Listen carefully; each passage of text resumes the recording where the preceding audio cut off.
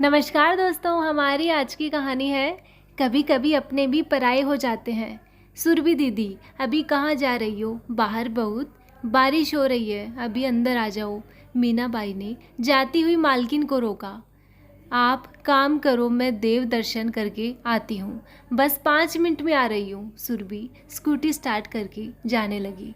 मगर दीदी, इस वक्त सड़क पर बहुत फिसलन है, बारिश बंद होने के बाद चली जाना। मगर उसकी बातें सुने बिना ही सुरभि जा चुकी थी।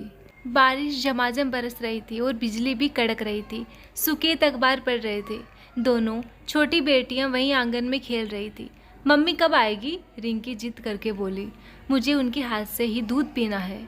अभी आ रही है, तुम दूध पियो। मीनाबाई ने मनोहार से दूध पिला दिया। थोड़ी दूर आगे बढ़ी ही थी कि सुरभि की स्कूटी देखी और सीढ़ियों को देखकर उसकी आंखें फटी की फटी रह गई। वो वहाँ मुंह के बल गिरी पड़ी थी। आसपास बारिश की वजह से कोई नजर नहीं आ रहा था। मीनाबाई जोर से मदद के लिए चिल्लाई, पर किसी ने उसकी आवाज़ नहीं सुनी। वो थोड़ी दूर स्थित एक दुकान पर गई। दुकान पर कोई नहीं था। दरवाज़ा खटखटाया तो अंदर से टीवी की आवाज़ भी आ रही थी। थोड़ी देर बाद 2 लड़के बाहर निकले। अभी बारिश की वजह से दुकान बंद है, शाम को आना। बेटा, मेरी मालकिन सीढ़ियों पर गिरी है, उन्हें घर ले जाओ। मुझे मोबाइल नंबर भी किसी का याद नहीं है। मीनाबाई ने उन्हें सीढ़ियों तक ले गई। लगता है ये सीढ़ियों से फिसलकर मर गई है, एक लड़के ने कहा। ऐसा मत कहो, ये ठीक है, बस बेहोश हुई है, इन्हें लेकर तो चलो। दोनों लड़कों के पास सामान का ऑटो था, उसी में बिठाकर उन्हें घर ले गए। सुकेत ने तुरंत एम्बुलेंस बुलाई और सुरभि का इलाज किया गया। सुरभि की रीढ़ की हड्डी में चोट आई थी और 3 महीने डॉक्टर ने बेड रेस्ट बताया था। ये सुनते ही सुकेत चौंक गया। दोनों बच्चे छोटे हैं और उसकी भी प्राइवेट नौकरी है, और इतने वो पैसे वाला भी नहीं है कि 24 घंटे की सार संभाल के लिए कोई रख सके। सुकेत ने अपनी माँ को फ़ोन लगाया। माँ, सुरभि सीढ़ियों से गिर गई है और डॉक्टर ने आराम बताया है, आप जल्दी से यहाँ आ जाइए। पिंकी और रिंकी अभी छोटी है, दोनों के स्कूल भी है और मेरी नौकरी भी है, मैं इतना समय नहीं निकाल पाऊँगा। तेरी पत्नी गिरी है तो मैं क्यों आऊँ? अरे, इस बुढ़ापे में मुझसे काम नहीं होगा। फिर तेरा भाई भी मकान बनवा रहा है। दोनों जने कभी टाइल्स पसंद करने, कभी दरवाजे और खिड़कियां बनवाने, तो कभी दीवारों पर लगाने वाला कलर पसंद करने जाते हैं, तो बच्चों को मेरे पास छोड़ जाते हैं। अब वो इतना बड़ा मकान बनवा रहा है तो उसे बीच में छोड़कर कैसे आऊँ?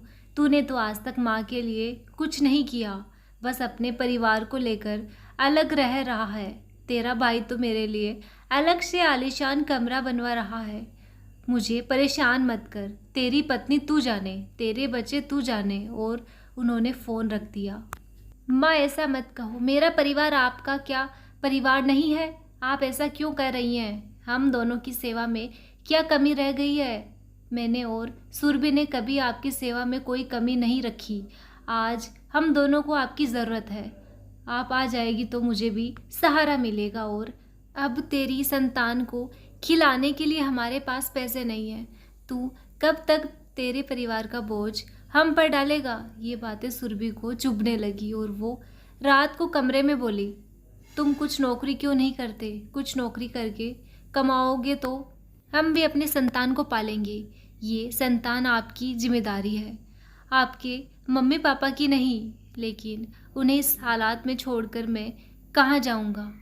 मुझे कुछ नहीं पता। मेरा बच्चा अपने पिता की कमाई खाएगा। मैं कब तक सास ससुर पर निर्भर रहूंगी? सुरभि ने आश्वासन दिया, मैं आपके बगैर भी रह लूँगी, मुझे अपने पति की कमाई चाहिए। सुकेत ने अपने दोस्त से बात की जो उसी के साथ में कॉलेज में पढ़ता था। उसने अपनी ही कंपनी में उसकी नौकरी लगवा दी। उधर सुरभि पति से अलग रह रही और सास ससुर के साथ अब उसने काफ़ी तकलीफ़ें झेली। सास उसे गर्भावस्था में भी भरपेट खाना नहीं देती थी। डॉक्टर ने इलाज भी तो मायके से आए हुए पैसों से करती थी। अपनी पीड़ा उसने कभी भी मायके में जाकर नहीं की, क्योंकि बड़े बेटे के पागल होने पर उनके माता पिता वैसे भी दुखी रहते थे।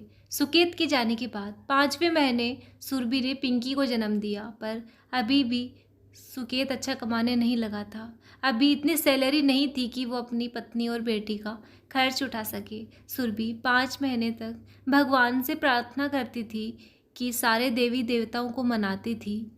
अकेले कमरे में बैठे बैठे रात पर आंसू बहाती रही। आखिर भगवान ने उसकी सुन ली। बेटी जब 5 महीने की हुई तो सुकेत की सैलरी बढ़ गई। अब वो अपनी पत्नी और बेटी को इज्जत और स्वाभिमान के साथ ले गया। सुकेत से उसके मम्मी पापा और छोटा भाई रितेश भी नाराज हो गया। सबने यही समझा कि सुरभि उसका बेटा उससे छीन कर ले गई, पर किसी ने ये नहीं देखा कि सुरभि ने बिना पति की कमाई और साथ के गर्भावस्था के 9 महीने कितनी मुश्किलों से बिताए। सुकेत का छोटा भाई उसके माता पिता के साथ था, पर सुरभि तो अकेली थी।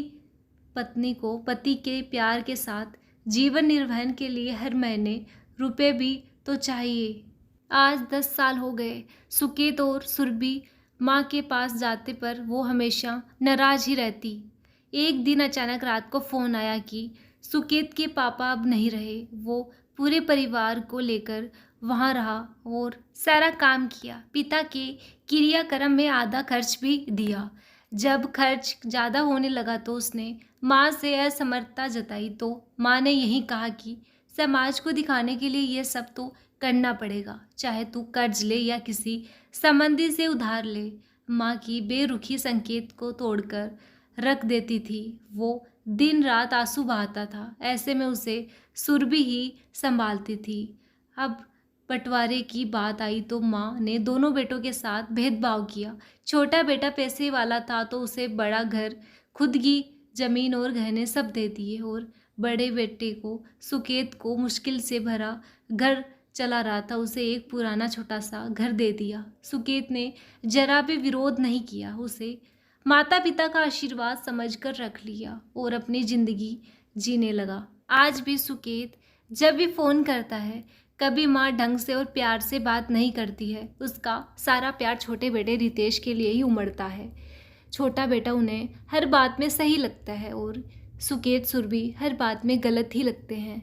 एक दिन माँ पार्क में गिर गई तो वो अपने परिवार को लेकर वहाँ चला गया। दिन रहा और वापस नौकरी पर आ गया, लेकिन 2 महीने की बच्चों की छुट्टी थी तो सुरभि अपनी सास की सेवा में लगी रही और उसकी देवरानी बच्चों को लेकर मायके चली गई। जब जब भी ज़रूरत पड़ी वो जाता रहा, अपनी कमाई के हिसाब से उन्हें पैसे देता रहा, पर माँ कभी खुश नहीं हुई। सच है, माँ भी पैसे वाले बेटे की होती है, उसी का पक्ष लेती है। तभी वो पुरानी यादों से बाहर आता है। नर्स उसे अंदर ले जाती है। डॉक्टर कुछ दवाइयाँ लाने को कहते हैं और वो सभी दवाइयाँ ले आता है।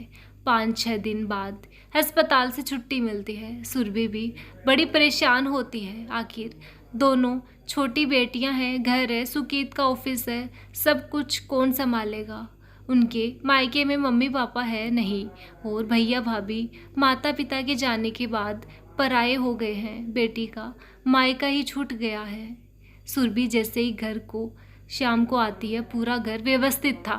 दोनों बेटियां चहक रही थी। उसकी ढंग से चोटी बनी हुई थी। तभी मीनाबाई रसोई से आती है। सुरभि दीदी, आप सौंप पियो, गर्मा गर्म। रात होने वाली है, आप घर पर नहीं गई? मैं अब यहीं पर रुक गई हूँ। जब तक तुम ठीक नहीं हो जाओगी मैं आपको छोड़कर नहीं जाऊँगी। लेकिन तुम्हारे घर वाले, पर घर पर कोई नहीं है। मैं और मेरा पति, बच्चे लोग तो बाहर काम धंधे करते हैं और अपने परिवार के साथ रहते हैं। हम दोनों बूढ़ा बूढ़ी रह गए हैं। पति तो पूरा बेवड़ा दारू पीकर कहीं भी पड़ा रहता है, घर पर कम ही आता है। अब उसे पता लग गया तो कभी कभी यहाँ से खाना ले जाती हूँ। साहब ने खाना देने की इजाज़त दे दी है। यहाँ तुम्हारी दोनों बेटियों और घर को संभालूंगी। दुख में तुम्हारा साथ नहीं छोड़ूंगी। सुरभि उन्हें देखते ही खुश हो गई, पर थोड़ी चिंता भी करने लगी। सुकेत जब उसे सूप पिला रहा था तो सुरभि रोने लगी। लेकिन सुकेत, अभी मेरी बीमारी में इतना खर्चा हो गया है, हम मीनाबाई को पगार कैसे देंगे?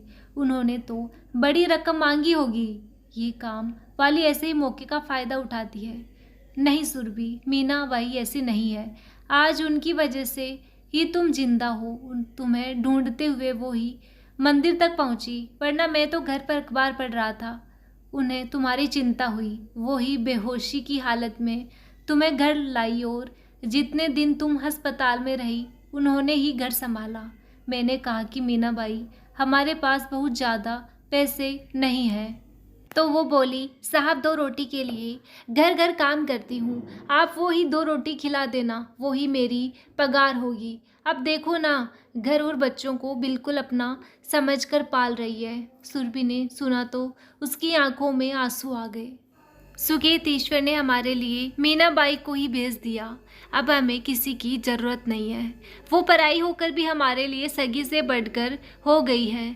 मैंने तो बच्चे छोटे हैं तो उन्हें झाड़ू पोछा के लिए लगाया था, पर उन्होंने तो अपनापन दिखाकर पूरे घर को ही अपना लिया है। अब मुझे सास और माँ की कमी महसूस नहीं होगी। कुछ दिनों बाद खबर मिली कि मीनाबाई का पति शराब के नशे में एक कार के नीचे आ गया। अब सुरभि और सुकेत ने उन्हें संभाला। अपने बच्चों के द्वारा ठुकराई गई मीनाबाई को हरा भरा घर मिल गया। वो हमेशा के लिए वहीं पर रह गई। अब सुरभि ठीक होने लगी। एक दिन सास का गुस्से में फ़ोन आया। मैंने सुना है तूने काम वाली को हमेशा के लिए घर पर रख लिया है। अब तेरे और मेरे रिश्ते हमेशा के लिए ख़त्म समझो। ये बात सुकेत ने सुनी तो सुरभि को समझाया, माँ के रिश्ते तो सिर्फ पैसे वाले बेटे से ही रहेंगे।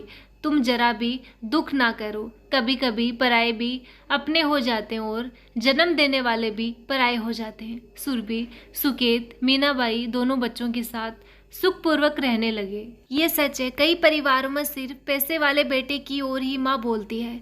कम पैसे वाले और कम खर्चा करने वालों से माँ भी दूर दूर और खिंची खिंची रहती है। ऐसे में कोई पराया साथ दे दे तो जिंदगी फिर से हंसने लगती है। आपको ये कहानी कैसी लगी मुझे कमेंट करके बताएं। कहानी अच्छी लगी हो तो लाइक शेयर करें और प्लीज़ मेरे चैनल को सब्सक्राइब करें। धन्यवाद।